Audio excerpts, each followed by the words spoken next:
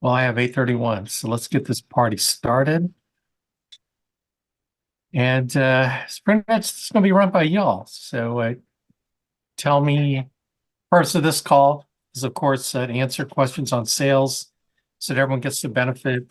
Just by way of announcement, we are doing a recruiter's call tomorrow at 1 o'clock p.m. Eastern Time to go over in detail how to do resume recruiting. And then Monday night, after our leaderboard on our agency Zoom call, we're going to have Jonathan Yankee back on to answer questions about his telesale process on the high intent leads. So some of y'all are starting to get those high intent leads. And if you don't know what you're doing with them or just in telesales in general, because it's not so much his approach on high intent leads as it is his approach on telesales, come with your questions and don't embarrass me by not having any questions. That's what actually cracks me up, man. We put together a Zoom call to do a question and answer, and then no one asks questions. And I don't know what it is. I think it's a Zoom thing, right?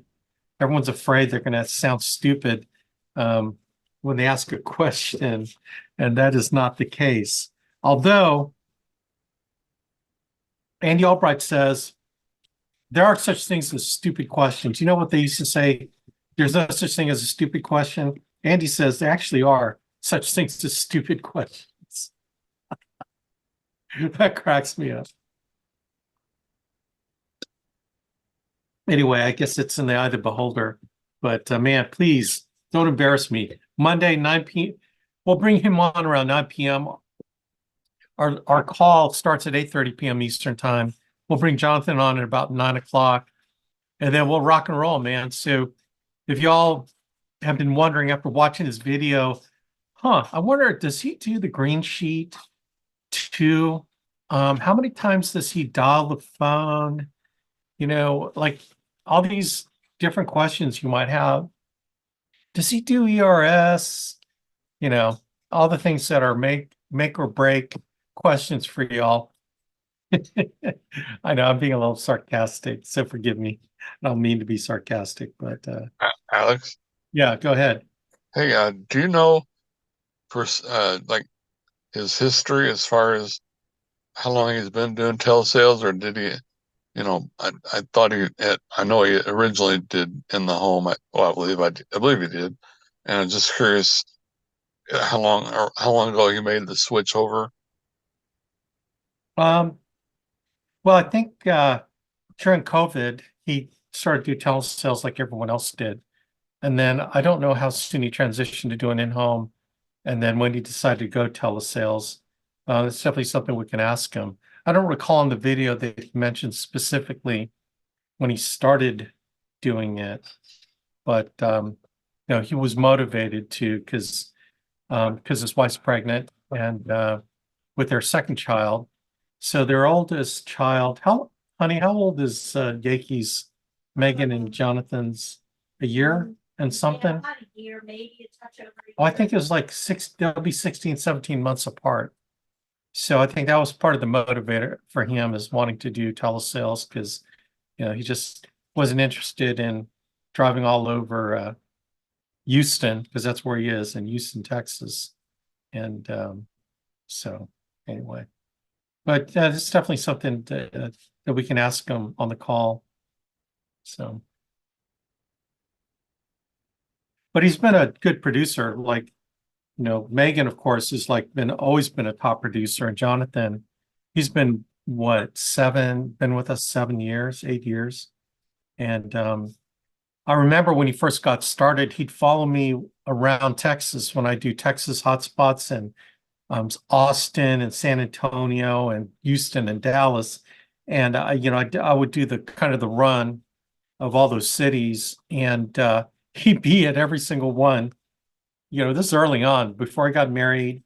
Single guy, just really wanting to figure this thing out, and he really wasn't that good. He'd be an average producer, and I think then he started dating Megan. I think Megan helped him learn how to sell more. So, we're not talking about someone who's like out the gate was like a mega producer, but it's good to see someone like that can be a real powerful producer now on telesales, you know. But he's paid his dues, like in anything, the learning curve, he was going to figure out, he's going to figure it out no matter what. I think, the quality leads has maybe something to do with it. Although we got agents that do telesales that order the integrity marketing leads. They go on the integrity marketing leads. They do bang bang leads. The $10 bang bang leads. They order a bunch of leads. The cheap ones, $10, $9, $12 internet leads, Facebook, primarily done social media and Facebook, and then they just slam the crap out of the leads. And they're going to have 30% bad numbers. Like, so what? Order 100 leads, so 30 of them are bad numbers. So what? No big deal. Then they keep dialing through it until they find someone who needs insurance, right? So it really is what you find in the top producers at FFL and SFG. Some of these folks, man, they totally overload their dialing with numbers of leads. So they always tip the scale in their favor because they got plenty to dial.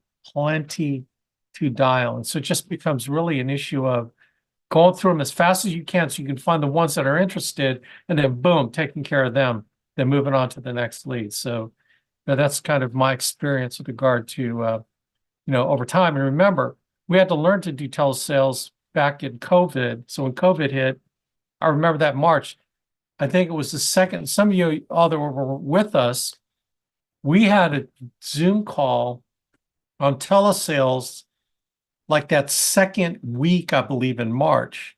You guys, some of y'all remember that, don't you? Like when COVID hit, we were shut down in March 2020, and we had to figure out the telesale thing, man. So, and so we had, I think it was Will Perry's we had on our call. We had a number of different people. And then during the process, people were starting to figure it out more and more. So we were taking advantage of that. Some of our training videos on telesales go that far back. But anyway, cool. So who's got questions for me? Anybody?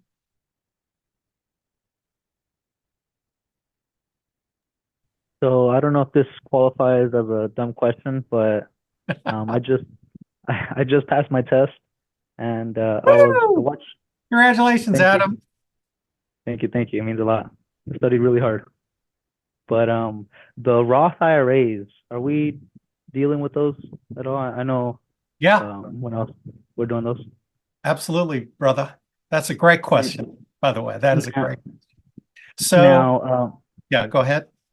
I was gonna say with the Roth IRAs, are we picking the individual retirement investments, or how does that work? Do we just let them?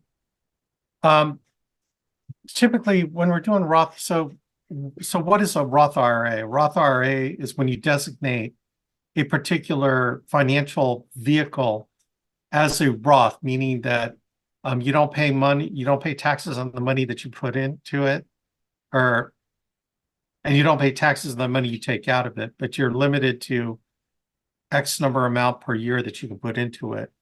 And so any annuity that we sell, like F&G Performance Pro, which is one of my favorite annuities, on the application, you can check off that it's a Roth, and by nature of, that type of vehicle, it's a individual retirement account, right?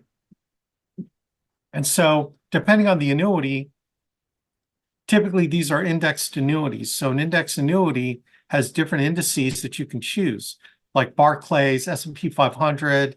You can do S&P 500 annual point to point. You do S&P 500 monthly, all kinds of different indices you can choose. We try to be real simple. We just pretty much use the default when you run the illustration. Certainly the client can change their elections of the indices that they want to use. Sometimes, maybe we'll do 50% in like the S&P 500 annual point to point and 50% in the Barclays, so just something in between. And And it has on an illustration, it shows what the average over the last 20 some odd years are for each of the indexes. So you can see which ones have performed at whatever average interest rate, and then you can pick accordingly. But in my experience, you start talking about all the the 7 different indexes or whatever, depending on the product. Then you get bogged down, and then you get the client to like freeze, and then you're not making a sale. So we try to make it real simple. And here's the thing: when you're trying to choose an index, it's like going to Las Vegas. Like your guess is good as mine. Someone says, well, what do you recommend? It's like, well, it's what do you want to do? This, as you can see, the last 20 years, this particular index has been averaging 6.8%. This one's 7.9% over the last 20 years. Now, the past isn't necessarily equal to future, but you can mix it up if you want. So it's up to you. You can make changes, at every point. So again, we don't try to make it complicated, dude. We really don't. In fact, some agents don't speak a lot about it. They'll just tell them what indexes that the annuity is growing at. But I tell you what, F&G Performance Pro, you run an illustration on that sucker, and that money just grows like crazy. So I know I probably over answered your question. So just keep it simple. All right, that makes sense. Yeah. Dude, I love it. You're smart, man. You're smart man. Thank you. Appreciate that. Yeah. Anybody else? Anyone else got a smart question? See, now everyone's kind of like, oh gosh, Alex is going to judge me now, man. I won't tell you it's a dumb question. I do. But I'll tell you that a question's smarter than other questions. I do have a question. Yeah, please. Do you have any trick? I want to say trick technique. uh, Go ahead, Tyler. for when a client is wanting a specific coverage at a specific rate, but you can't get it. Do you have anything like Yeah. technique to talk them up to maybe the closest you can get? Dude, that question rocks, man. I love that question, Tyler, because that it really talks about how when you get to the point where you're trying to figure out what the client can afford, then so sometimes when you get to a situation where the client wants a certain thing and you can't give it to them, then the client doesn't want to do it. So there's a way to get to the point where the client accepts what they can accept based on their age and stuff like that. So let me kind of walk you through how you're trying to get a client to the point where it's something is better than nothing, right? So when you look at our sales process, let me give you some real keys. In football, you got the linebacker, and linebacker reads the keys on what he needs to do, or she linebackers, what he needs to do to play off whatever the offense is doing. They're called keys. There are things that trigger what you ought to be doing, what you need to watch for. Likewise, the same thing happens when you're selling insurance. And one of the keys is determining so the first key is, who do they love? Who do they care about? And what do they want to do for the person they care about? So pretty quickly in the conversation, you got to find out, man, who's the loved one that you're trying to take care of? Tell me more about them. And what you need to do is get the client thinking from how much this is going to cost, right? And how much coverage am I going to get, to who do I love? Because this product is, I call a love product, right? You don't buy insurance for people you hate, right? You buy insurance for people that you love. So tell me, who's the person you love and care about that is going to have to pick up the pieces and have to pay for your funeral, or your casket, or your cremation? Tell me who that person is. And you got to that's a key question. And when you get that question, I've done a lot of coaching today on this exact subject, so this is really good. Then what you've embodied in them is the emotional tie. And it's not just, who is it? Well, John, my son. Okay, then you move on. No, man. Tell me about John. How old is he? Oh, he's 45. Oh, wow. Does he live there in Houston with you? Yeah, he's actually in Katy. Oh, is that far from you? Oh, it's about half an hour. Half hour with traffic or without traffic? And we laugh because you guys know how, if you've been in Houston, you know how crazy that place is, man. It's crazy. Anyway, you're learning more about it. So you have, is he like your oldest child or youngest or, oh, he's my oldest. Oh, okay. So he's a responsible one, right? Oh yeah, he's very responsible. Okay. So you really trust John, huh, with all these final decisions and expenses and all that. Oh yeah, I definitely trust. He's my responsible son. And then also, do you have any grandkids with, through John? Oh, you have 3 grandkids. Oh, you do. How old are they? And then they start puffing up and they brag about their 3 grandkids. And what are their names? So you get John's name. So is John married? Yeah. And what's his wife's name? Mary,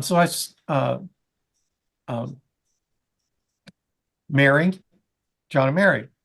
And the kids, and you get their names, they start using names like crazy. See, what you're doing is you're getting them thinking emotionally about the person that they love. And so one good way to kind of close the loop on that person is, so basically what you're telling me, I guess her name is Mary, so I'll say Mary too. So what you're basically telling me, Mary, is that this final expense insurance program is something you want to make sure that your son John is not going to have to put the expenses on a credit card. He's not going to have to beg family members for money to chip in. In other words, you want to leave him with a check to cover everything and not a bill to have to worry about. Is that what you're looking for? See, phrase it in the form of a question. So remember, everything I've set up to this point are questions. So the first key is, who do they love? Who are they emotional about? Who do they care that they're going to be stuck with the bill to pay for this funeral? You know what I mean? So Yeah. that's the first key. You get that going, and then it's like, so were you leaning towards a full casket thing, or are you looking more for a cremation? Because cremations are very affordable, maybe 5,000, 7,500. Funerals are in the 10, 15, 20,000 range. It's kind of, what were you thinking? Okay. Well, I don't want to be roasted in an oven. Okay, so you don't believe in cremation, huh? Now I think the Lord's going to resurrect me and I want to have my body. I want to make sure my body is intact. I don't want to have to put molecules together from dust, especially if I'm spread across the sea. Anyway, so, okay, so you're thinking more of a kind of a normal casket funeral, maybe 10, 15, 20, whatever. Yeah, that's what I'm thinking about. Okay, cool. Now, part of this process, I'm going to ask you some health questions. Tell me about your health. Are you taking medications?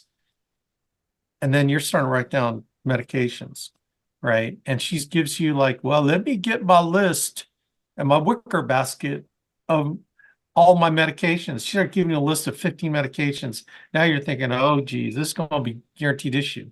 Like, trust me, they start giving you drug after drug after drug, and you're finding out, so what's that for? Oh, I have this little thing called AFib. Oh, you got AFib. Okay. What's this drug for? I'm type 2 diabetic. Okay. And then what's this drug for? I'm on blood thinners. Oh, so you had a heart problem? Yeah, I had a heart attack. Had to do bypass. Oh, how many arteries? 4.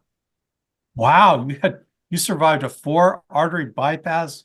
Man, so you got diabetes, so right, clearly it's going to be guaranteed issue. Okay, so this is going to be a tough one, because and by the way, just confirming your age, I'm 75.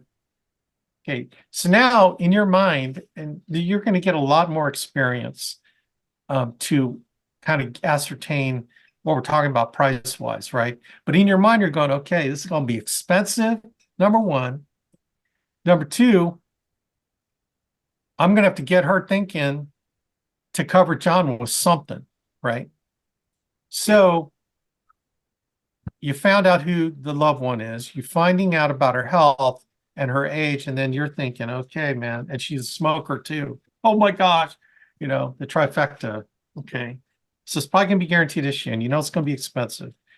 So then you have the reality. Like, Mary, my job, basically, my simple job is to get you covered. Okay. We got to make sure that the insurance carrier is going to get you covered. And the only way we can do that is apply. And so tonight's not a think about it night tonight. We're going to have to apply and see if they will cover you. So what I'm going to do is I'm going to work up some premium options. You're going to pick one, and they're going to fill an electronic application to see if you qualify. And we're going to send it in. They're going to draft your account for the first month premium. That's just so that when we're done, if you die tomorrow or tonight, you don't wake up tomorrow, then we can put in a death claim for you. So that's why they do that. It's refundable, because if they don't approve you, then they're going to refund your money. How does all that sound? Well, that sounds fine. Okay, so based on what I'm hearing about your health situation now, so this is where you soften the ground. You're like fertilizing the ground for the something is better than nothing mode, right? Because she's got this expectation that I want to get 20,000 and I can probably afford $100 a month.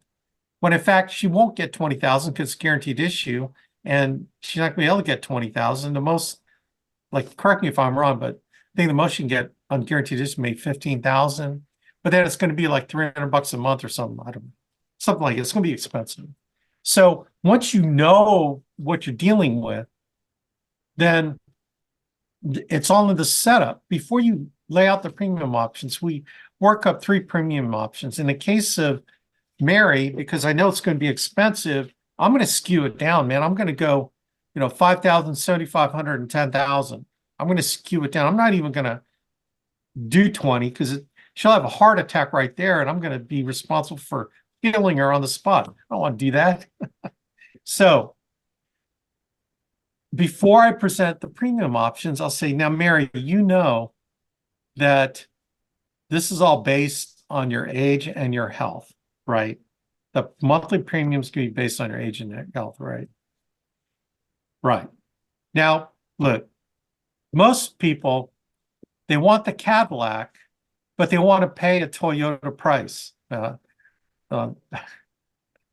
Toyotas are pretty expensive too. But you know what I'm saying? Like, people want a Mercedes, but they want to pay Toyota prices. And by the way, older people understand that analogy. And my job is to make sure that you can afford something that will help John. And just remind me again, you want to make sure John has something to help him pay for your final expenses. Is that correct? Okay. Now look, I'd love to give you 20,000, 50,000 for, $10 a month, but you and I know that's not how this works, right? When you laugh, it, kind of lights it up. Look, I just want to make sure you understand. I'm going to show you what I think is going to be affordable for you. It may not be as much as you want, but wouldn't it be great if John got a check for $5,000 tax-free? That would go a long way to help him with covering your final expenses, right? Then I shut up and I just wait for what she's going to say. Okay. So what I did was I'm fertilizing the ground for something's better than nothing, but you can't tell a client that, hey, Mary, 5,000 is going to be better than nothing, right? Now that doesn't fly with the client. You got to get them to decide for themselves that, yeah, that's what it's going to be. That's what it's going to be. Okay, great. I just want to make sure, because I don't want to lay down the premiums and the amounts, and then I don't want you to tell me that, well, if I can't get 20,000 for $100 a month, then I don't want anything. You know, Mary, I have clients tell me that, and I'm like shaking my head going, don't you love your son? Right? And so then I'll say, look, I'm just going to be realistic with you, and I hope that you can be realistic with me. So I'm just going to lay it out for you, blah, blah, blah. So what I've done is I've asked her questions. I've found out, you know, I've talked about John all the time, and then I've massaged it so that she's ready for me to lay out a $5,000 option for, you know, $100 a month, a 7,500 option for 150, and a, you know, 10,000 option for 200. Okay. Now she might say, oh, wow. So I can get 10,000 for 200. How much for 15,000? You know, you never know, but I like to skew everything down. And then that's where the negotiation begins with what you can afford. You know, if she says, well, oh man, $100 is going to be way too much, you know, okay, well, look, we can drop down 2,500. Do you think 2,500 could help John? You know, John gets a tax-free check after you die, you know, with 2,500, help him. What you going to say? No, $2,500 is going to help him. So those are some ways to get the client to start thinking about what they're really trying to do here. You have to get them out of the premium and how much am I going to get for that premium mode? Because if you stay there, I promise you, man, you're going to have a terrible time closing clients because they're always going to be thinking about price. You got to get them out the price mode. You know, I mean, they got to be able to afford it, but you got to get them out the price benefit mode and get them into, I love my son, John. Look, if I can afford $3,000, I'm going to, you know, help him out with that. All right. So those are some tips, Tyler, on that. Does anyone else have any slick way of doing that? I mean, I'm open to suggestions.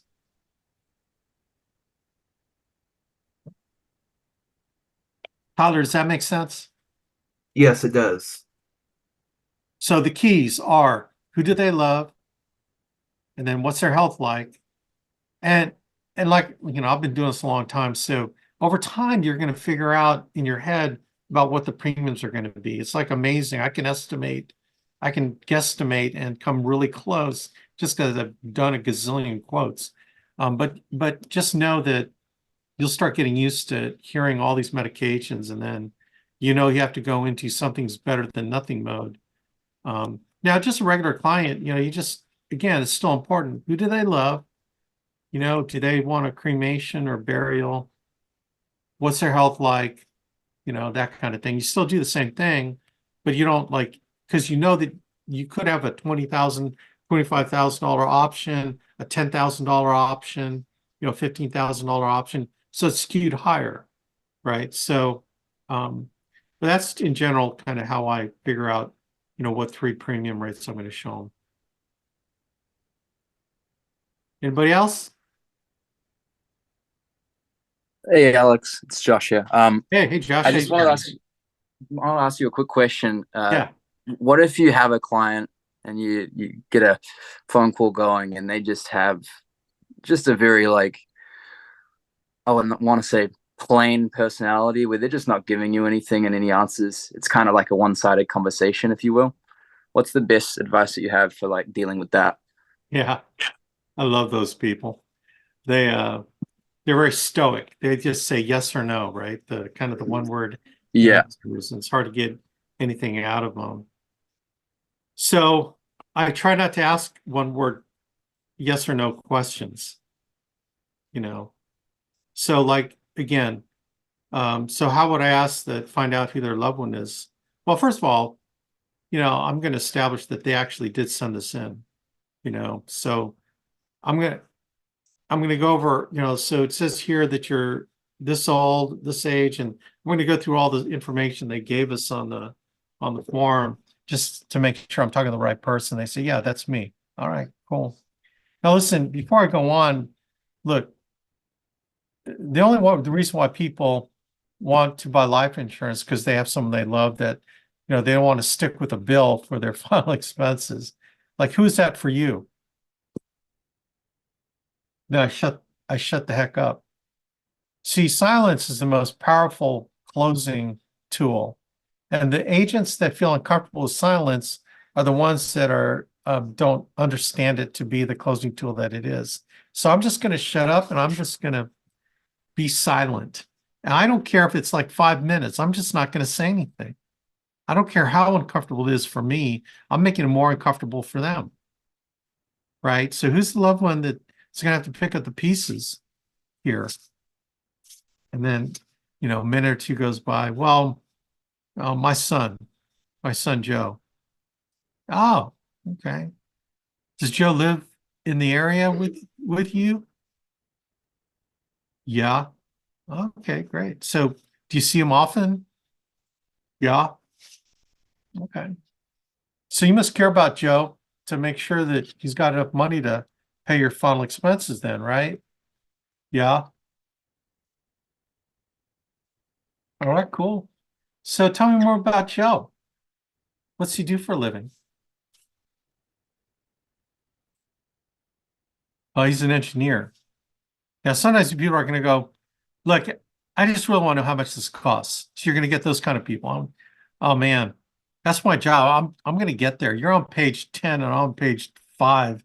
I'm just trying to understand your situation. And, because what a lot of agents will do, Joe, is they're going to try to give you some lowball premium. And then after it comes out underwriting, it's going to be jacked up and you're going to feel like, you've been lied to, but then you feel compelled to have to get it because you've already gone down the road. I could treat you like that if you want, but that's not how I operate. Does that make sense, Joe? And look, man, if they're going to give you one-word answers, then I'm going to be more bold with them.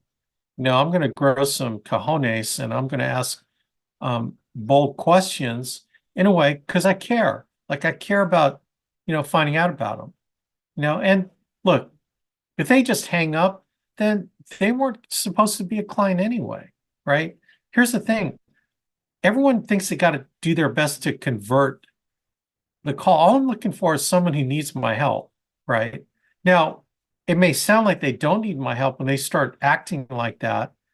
And so my job is to be the investigator and ask a lot of questions to determine whether they're a good client or not. So remember, this whole process of selling, the way we do it, is we are testing whether or not this person deserves to be a client.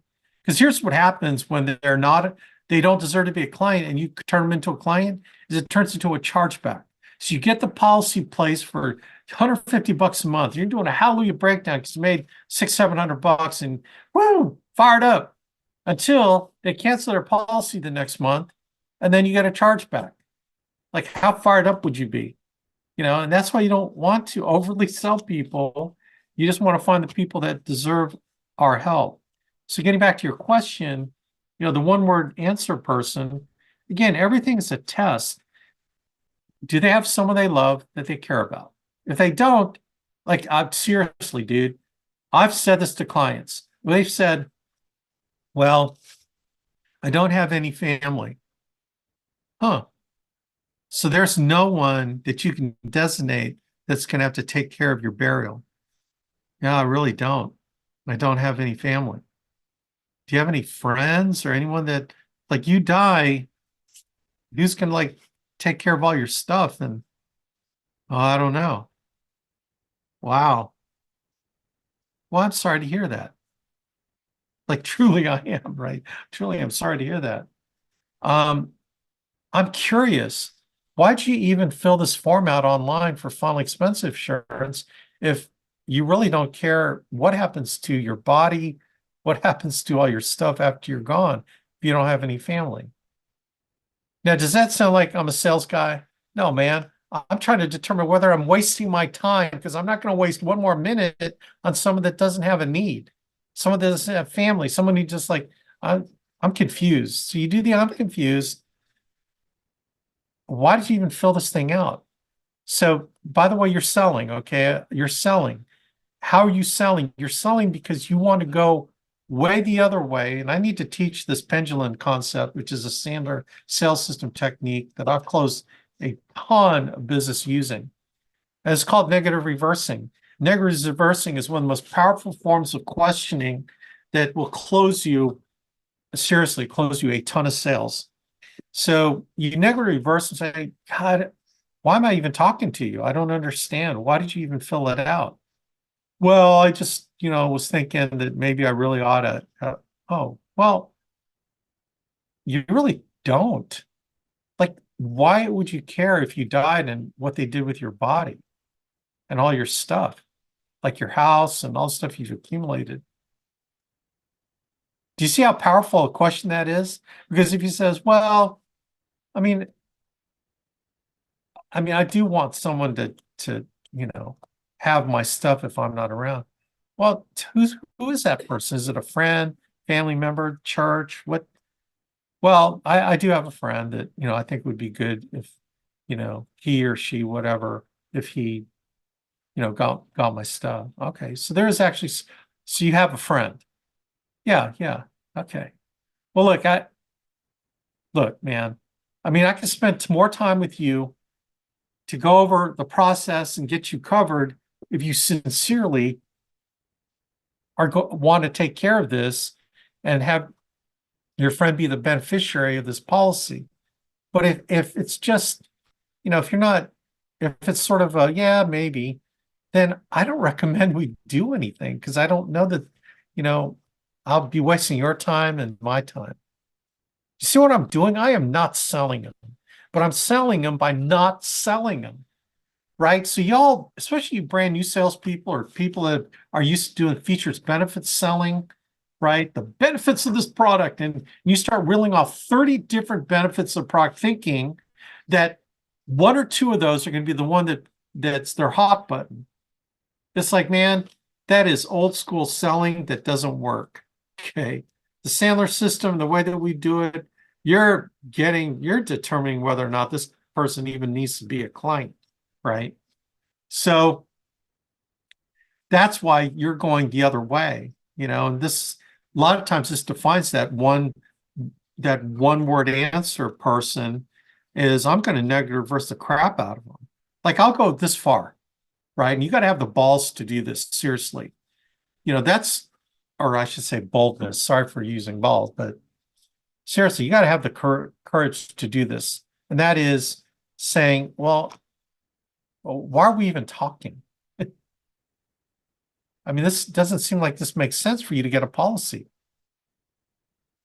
See, because your need to want to sell and make money is that overcomes the obvious question.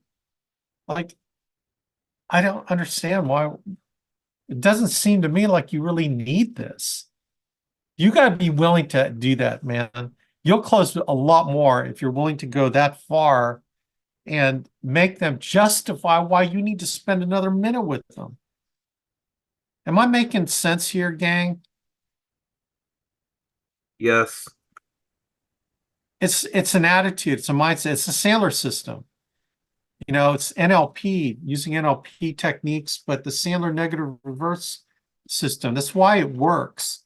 And there's subtle, important I don't want to say tricks. Who said tricks before? Techniques. There are subtle techniques to it, but that's a basic technique. So maybe I'll do a training call next week on negative reversing and the pendulum way of asking questions. Because man, you can get into total Jedi Knight selling techniques using negative reversing. And I'd recommend y'all look it up on YouTube. Put Sandler negative reverse techniques. And you start mastering that. Well, I'll give you an example. Here's a great example. This is an actual example. So, I come home from, not from work per se. I come from home from out of the field, and, it's like after dinner. And so my son is playing video games.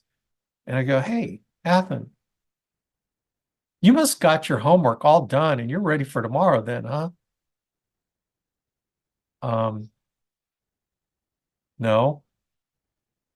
Oh, you mean you, but I'm sure you're getting an A in that class, aren't you? No, not. Oh, interesting. You know what he does? I just ask him some questions. He shuts down his video game and he goes in his dadgum room and starts to study. Now, did I say, Athen, you need to go in your dadgum room and start studying because you're not getting an A in English? I didn't have to say one word. I didn't have to say that at all. I negative reverse the crap out of him, and he does what I want him to do because I didn't tell him what to do. I just asked him questions. It's called negative reversing. Huh? So you must have that all taken care of then. You're getting an A, aren't you? Now, the kids are pretty smart, so I don't know if I would say that because he probably was getting an A. But does that make sense? By the way, that's super powerful when you're talking selling insurance, man. That's powerful.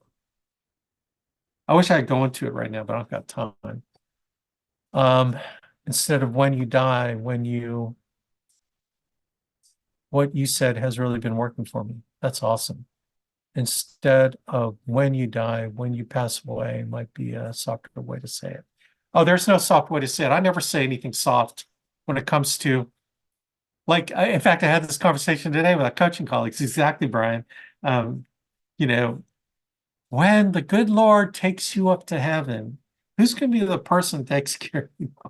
When you pass away, when you go from this life to the next life, what do you call it for your dogs? When they cross the rainbow bridge. No, man. So when you die, tell me who's the person that has to pick up the pieces.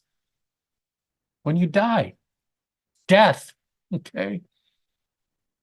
You don't want to sugarcoat it. See, the whole thing about your conversation with the client is to drive them to an emotional state. Because what they're going to do is they're going to want to stay in this logical state. That logical state is how much does this cost and how much benefit I'm going to get. You keep them in that logical state, you will suck at selling. You might as well quit now and go work at McDonald's, go drive Uber, because you are not going to make it in this business if you're going to be like that. Seriously, man. You got to be able to drive people to the emotional state. And that's when they buy, when they're emotional. They justify it by logic because they got to be able to afford it.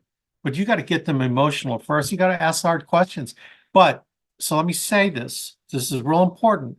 The whole thing with Sandler asking these negative reversing questions is that you're doing it with a nurturing attitude. You're not an a-hole. You're doing it with a nurturing attitude. So you're kind, you're smiling, right? So Mary, tell me, when you die, who's going to have to pick up the pieces after you're gone? You've got that, I call it my soft and warm, quiet storm. BLK. You sound like a jazz station DJ. You're soft, but you're asking a hard question in a nurturing way. And that's how you fool people, man. You can totally fool people because after you leave, what's going to happen? They go, I probably should have been offended by that question. They're not offended because you're, keeping it real, right? Sacrifice. Oh, that's interesting. Sacrifice. That's a good word. Sacrifice. That's a powerful word. Anybody else? Yeah, Tyler brings up a question. Here we go. We riff on it for half an hour. Really good one, dude. Anybody else have a smart question? That's a way to elicit questions from the audience. Who else?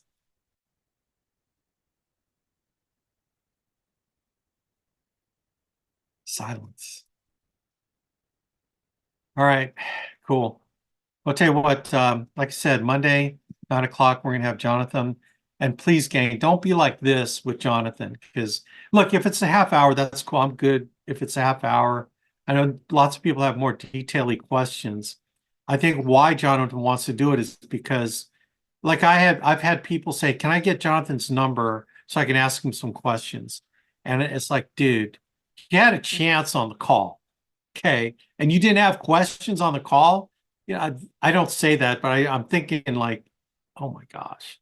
See, because last thing I want Jonathan to do is he's serving our team, and then we've got 50 people that want his number to ask him questions, and they're all the questions they could have asked on the Zoom call. So please, and like I said in the email, I know I'm sounding a little bit kind of hardcore, but I am about protecting someone's time. Now you think that it's just you spending 5 minutes with them, but he's got 30 people that want to spend 5 minutes with him, and he's trying to feed his family selling. Okay. So if you don't take the time to formulate your questions to ask it on Monday night, then you lose the opportunity. And like I said on the email, the next time you have a chance is at View from the Edge, which would be awesome, in Raleigh, North Carolina, April 12th through the 14th. Okay. How to start reviews. I don't get the question, how to start reviews. What do you mean by that, Diane?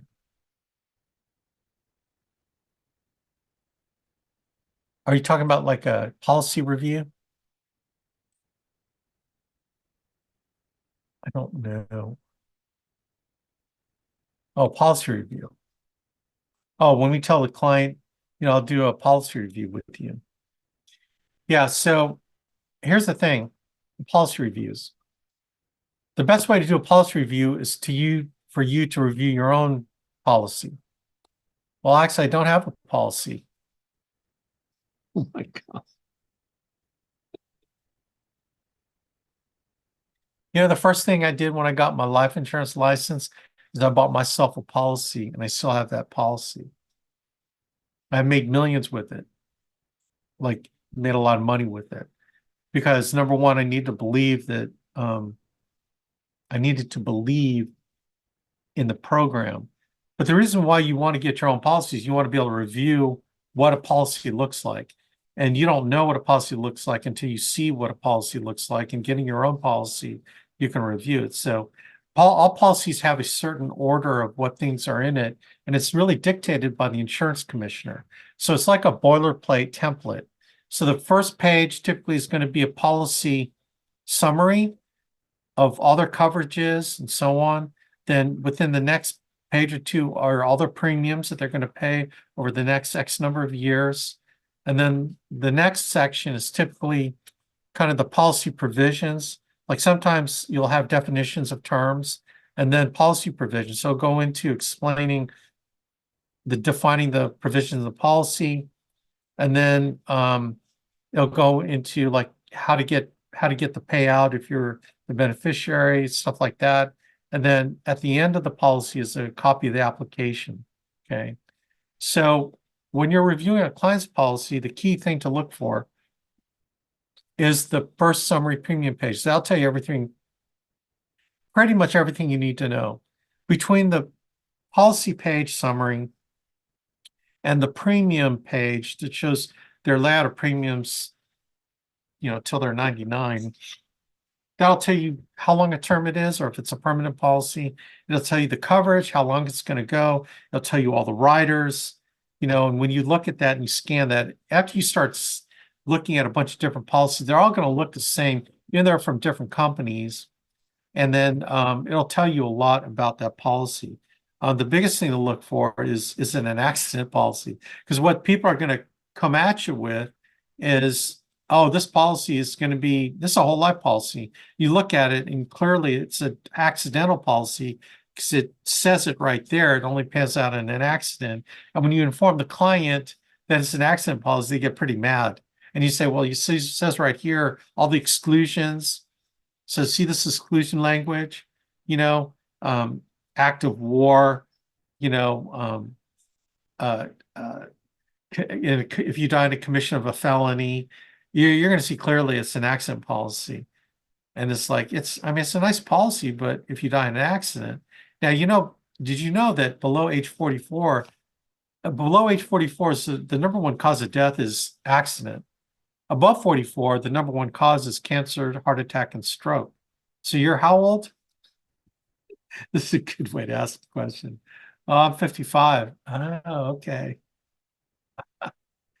See, I love saying stuff by asking questions because they come to their own conclusions. I've never done one, but need to do for my first appointment. Policy from another company. He's 80. Ah, yeah. I'd get a policy right away to see what that's going to look like. But here's the thing, if you can find it. So sometimes you're going to have trouble. I think Eric Belair has, like Eric Belair went over reviewing policies, right? The last sales, wasn't it last week? Someone remind me. The Yes. last week's sales call was on how to review policies, right, Bruce? Yes, yes. Okay. So if you want to learn how to review policies, rewatch that under the in the what's it called? The Video vault. Yeah. The video vault. So go to the video vault and look up Eric Belair and just watch that. But seriously, like get your own policy and then you can review what their policy is going to look like. They're all very similar. If he's 80 years old, my guess is he probably has a whole life policy if he's 80 and he still has a policy. Because if he had a term, yeah, he could have been like 50 and got a 30-year term, 55. Yeah, maybe 25, 30-year, whatever. So it could potentially be a term policy. So that's the other thing to look for when you're reviewing a policy is it a term policy? If it's a term policy, you got to say, hey, Joe, I got some bad news, man. This policy is going to end next year. What do you mean? I thought it's going to last the rest of my life. Well, let me show you the policy premium page. Now you see how you've been paying, $800 a year for this policy over the last, 29 years. Okay, so notice next year it's going to be 800. But what does it say here in year 31? $4,000? How can they do that? Well, it's called renewable. So it's level term for 30 years, but if you want to renew it, they're going to charge you $4,000. And then you see the next year, if you want to renew it again, it's going to be 4,800. You see the next year, it's going to be 5,500. Well, no one told me that. Well, look, I'm sure the agent probably said so. When's the last time you talked to your agent? Last time I talked to him was when he sold their policy. Oh, okay, that's a problem. Well, let me just ask you a basic question. After this policy is over next year, are you going to still need insurance?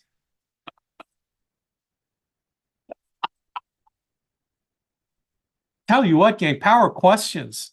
The clients close themselves because you ask them questions. You're not going to say, well, if you outlive this policy, you're going to need insurance. Oh, don't tell them. People suffer from telling clients stuff to do. Just ask them a question. And this is where you assume the client lives.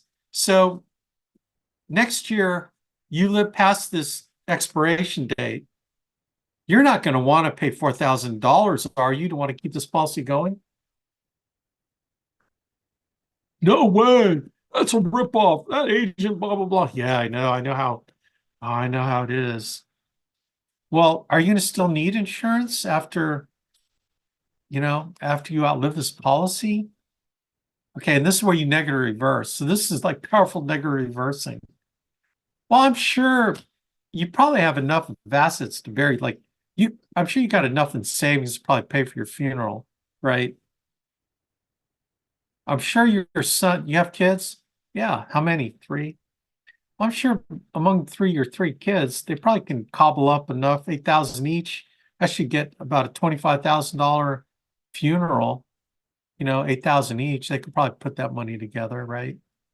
And you're doing it now. You're not being sarcastic. I'm sounding sarcastic because I tend to be sarcastic, but you're doing it very nurturingly.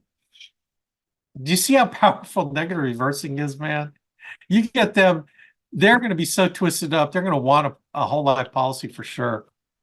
You know, so what is this? That's my approach for people who say that they have insurance through their jobs. Oh yeah. Oh yeah, I covered that one with someone yesterday on the job insurance thing. You know, um, here's some great questions on the job insurance thing. I'll ask them. So I'm curious, have you ever been laid off from a job?